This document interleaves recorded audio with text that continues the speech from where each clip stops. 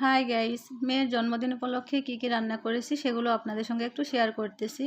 প্রথমে আপনারা দেখতে পেয়েছেন আমি কিন্তু বড় একটা হাঁড়িতে পোলাও রান্না করেছি, তারপর মুরগির রোস্ট রান্না করেছি, তারপর করেছি গরুর মাংস, আর তারপর রান্না করেছি ডিমের কারি। তো ডিমের কারিটা অনেক মজা হয়েছিল, ডিম কারিটা। তো আর রান্না করেছি বেগুন ভাজি, কারণ পোলাওয়ের সাথে বেগুন ভাজি কিন্তু না হলে চলেই না।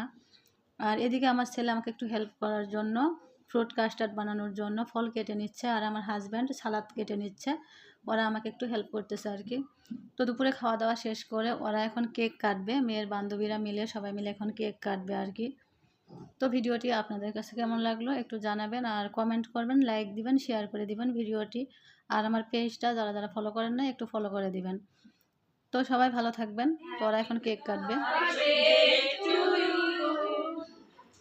Happy birthday to you. Happy birthday.